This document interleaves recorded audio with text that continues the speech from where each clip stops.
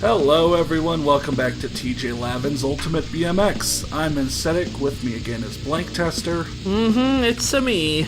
And today we're going to the hard version of the vert environment. We're back in the mall and we have another area to unlock, open up. And this will be kind of interesting. At least they had high ambitions with the idea, because it's sort of like a water slide. You know, like a water park attached to a mall, sort of.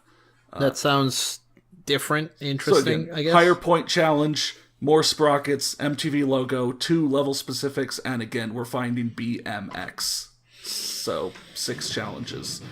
And this level, I did see the switch. I did see the switch that is right in front of me. I'd been conditioned by this point. I switched the music because, you know, it keeps playing the same 3 or 4 tracks. Right. You know, I wanted to get new tracks. Like, again, first playthrough of the game, it was playing different tracks, like, each level, but I guess the way I record this one level at a time meant the soundtrack was never getting very far. So yeah, kind of like a food court area, and then you travel up through here, and we can see the start of the water slide. We can see the sprockets and such. There's the signs we're going to need to break, but you're going to want to watch out, because it's got holes in the middle of it. That's not OSHA safe. That's really not OSHA safe. And then dumps you out into a big bowl with the MTV logo, and there's one of the BMX letters over to the side. You know, we were talking crap about the level design in the last video, at the very end, but there was a line you did right at the beginning after you hit the switch that I thought was pretty neat. Yeah. You know, I maybe do wanna, purposeful, maybe accidental, I don't know. Though, you know, in this level, once you jump off the water slide, it does feel kind of one-directional. You know, you can technically get up on the water slide, but I'm just getting shit luck here. You know, like, if only I could stall instead of grind, I could aim to the left and jump back on. But yeah, that is kind of a one-directional path. Yeah. And up in here in the food court, all those benches and shit in the middle aren't movable, so like you can just get stuck on them. Oh. I mean, yeah. At what point? I don't want to be pedantic, you know. So like, I guess you take your own experiences based off what you're seeing. Yeah. Yeah. But again, immediately obvious where the new level was. You know, the switch wasn't hidden really. Right. You know, in that second mall level, the switch was kind of hidden off in a rail you'd never think to grind. But in this third one, this is probably the most obvious, well, aside from the dirt level switches, this is probably the most obvious level expander. Yeah. But there's not really a good reason to have a switch system anyways.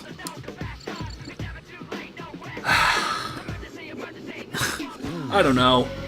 You want to get going down that path, you know, that's a long path, my friend. No, it's a short path. You're supposed to unlock a new area, and now you have to unlock the new area and find a switch and hit it. And let's say that the switch is really obvious. If it's really obvious, there's no reason to have the switch, because it's like really obvious, you know? And if it's not obvious, then you're putting another random challenge that I'm not going to enjoy in between me and playing your game. Yeah, and I mean, if we didn't have the switches, what levels would have been made better because of them? Let me count, at least from my experience. Medium vert, medium dirt, hard street, hard dirt. Yeah, and the ones that wouldn't have been better wouldn't have been really different. Medium street had no switch, and hard vert, the switch was obvious. So, well, okay. Hard and medium dirt, the switch was obvious, but I forgot wall rides were in the game. Right. But again, that just led to an extra complication. Right. Where it wouldn't have been an issue if there was just no switch. So yeah, the mall, I got to here and I wasn't feeling that feeling of, oh god, I have no idea where anything is. Instead, I was just feeling, oh god, every challenge, you know, needs its own run basically, and even still it's hard to do in the time limit. You know, like smashing these 12 signs will cause you to ride around. You need to ride around the entirety of the indoor area.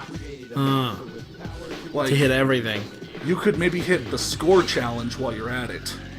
But besides that, you don't have the time or the line to hit anything else and the signs. Yeah. Like, the score challenge you could probably do with almost anything else, but other than that, the other 5 challenges, I'm having a hard time thinking of what you could consolidate. Maybe MTV logo and BMX, maybe. Yeah. But otherwise, again, we're going back to compare to the Tony Hawk games where you could hit like 6 challenges at once, versus here where, you need to devote an entire run, and you need that to go well. I mean, I think it's really a question of, like, how much time do they want to squeeze out of you in playing the game? Like, do they want to get more play time out, or do they want to get a more satisfying experience? Because, if you play Tony Hawk and your goal is to finish the game once, you could probably do it quicker than if you were playing this game. Yeah, but afterwards, you enjoyed it so much you might go back and play it again. But while in this one, afterwards, you feel like you just wasted time. I think it's universal that games that are more enjoyable to play, I feel like I should almost throw in ironic cheering for this. Yeah. Games that are more enjoyable to play, you will play longer. Yeah. Bad games you'll play through once if you're not ascetic and want to record them a second time. Or if you're not blank tester and forgetting how bad they were. This happens to me more often than I'd like to admit. Yeah, do you want to tell my viewers how many times you've played through the entirety of Sonic 06? 4 times. I've played through all of it 4 times. Whew. And I've played through Prototype 1 3 times. Prototype 1 is kind of dumb fun, Yeah, and I played through Prototype 2 twice in a single afternoon. Like, I 100%ed it twice in an afternoon, so that wasn't really much of a time suck. But anyways, I think, a game like Tony Hawk or SSX, if you, SSX Tricky, if you just wanted to get golds, you play it for maybe a few hours with one character and you put it away. But I've put, and a lot of people have put, a ton of hours in, because... And that's why people remember it as such a good game. Once you get, it's not just about getting the gold medals, it's about getting better at the game and then beating your friends' scores and blah, blah. Developing, more of an experience out of it. Yeah, I think TJ Lavin, they couldn't make this an experience like that, fluid enough to be, what am I trying to say? A repeatable, enjoyable, community experience. Where, Tony Hawk, the early ones, they may have had multiplayer, but it was never about just you and one buddy. It's usually it was you and a couple buddies who would all pass the controller around and, try to beat each other's times. In the same way with, the SSX games, we'll play SSX when the group of us, the group of our high school friends get together again. Yeah. Even though it's a single-player game, we're playing it because it's... Oh, did you get a Sprocket like that?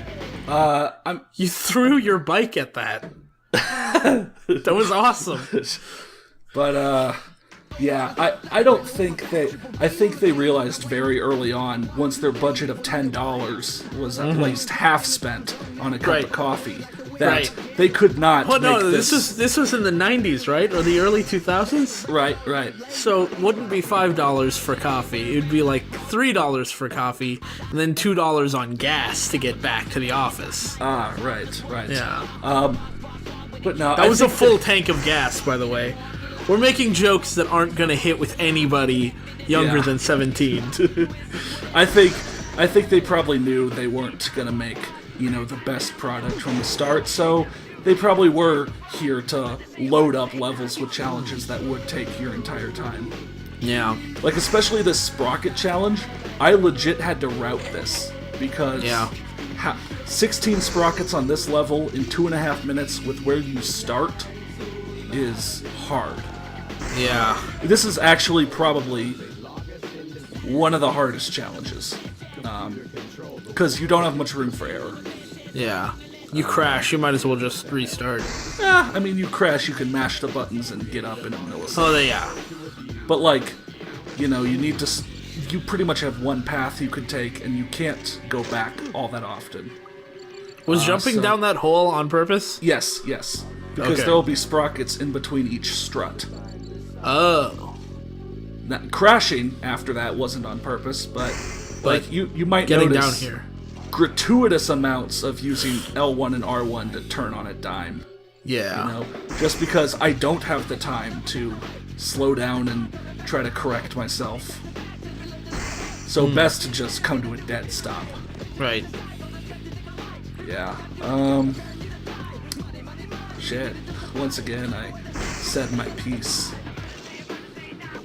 You were talking about, you kind of talked about lines a little bit at the end of last episode.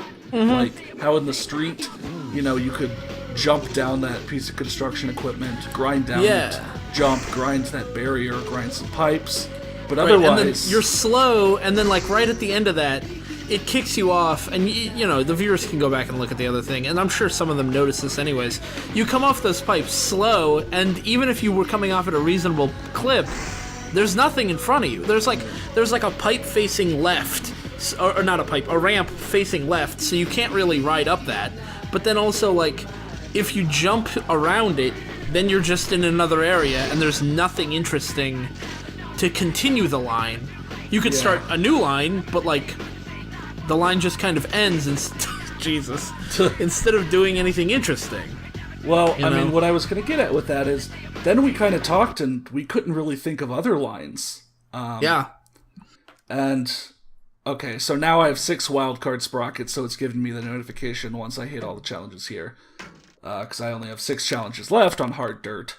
But, yeah, I mean, last level and this level, what were the lines, really? You know? You could jump in a quarter pipe and there'd be a quarter pipe on the other side, you know, once you came down. But it's not really like, you know, a grind to a cool ramp up to another grind. Right. No cool jumps, areas for flips in the middle of, like, you know, a sequence of things. Yeah. So ultimately, like I said, I immediately saw the new level expansion. So it wasn't finding everything that was the problem here. It was just realizing that every challenge basically took its own attempt. And some of those challenges were still pretty tough to get in. Yeah. But ultimately, probably the least annoying of the hard versions of the levels. Next up is the level that I literally spent weeks on. And I will have a story to tell once we get there. It'll be hard dirt, so I'll see you then.